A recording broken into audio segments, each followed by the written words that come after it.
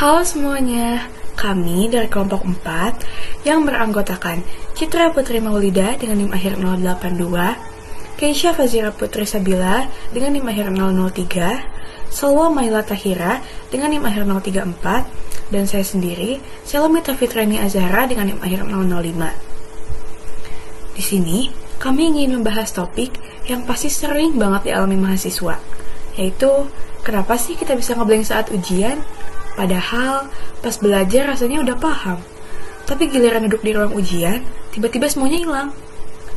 Ini tuh bukan karena kita nggak belajar, tapi bisa dijelaskan loh lewat konsep memori dalam psikologi kognitif, khususnya dalam long-term memory.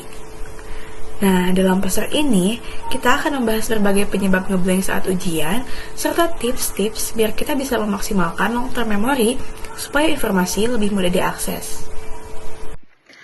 Oke, sekarang kita bahas kenapa otak bisa ngeblank padahal informasi sebenarnya udah kita pelajari.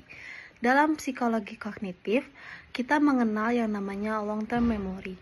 Informasi yang kita pahami harusnya sudah masuk ke long-term memory, tapi untuk bisa digunakan informasi itu harus berhasil diakses kembali. Kalau gagal, muncullah kondisi ngeblank. Beberapa penyebab antara lainnya yaitu retrieval gagal, informasi ada di LTM tapi otak nggak bisa ngaksesnya.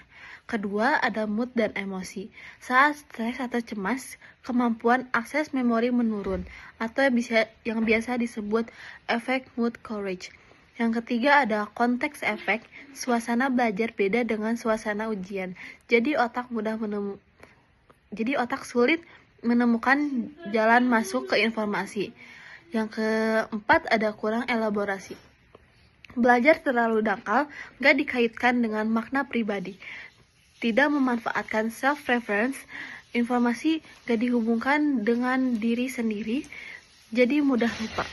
Semua ini berkaitan dengan bagaimana LTM bekerja. Jadi, bukan cuma soal belajar, tapi juga cara otak menyimpan dan mengambil informasi. Kalau gitu, gimana caranya supaya nggak ngeblank saat ujian? Nah, ini beberapa tips dari kami berdasarkan pendekatan psikologi kognitif. Gunakan cue atau isyarat, yakni misalnya pakai mind map, gambar, atau kata kunci. Lalu yang kedua itu gunakan self-reference, yakni hubungkan materi dengan pengalaman pribadi. Lalu kelola mood, yaitu jaga emosi dengan teknik relaksasi supaya otak tetap tenang.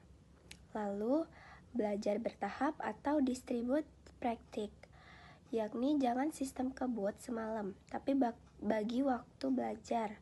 Lalu ada belajar dengan elaborasi, yakni kaitkan materi dengan cerita atau contoh sehari-hari.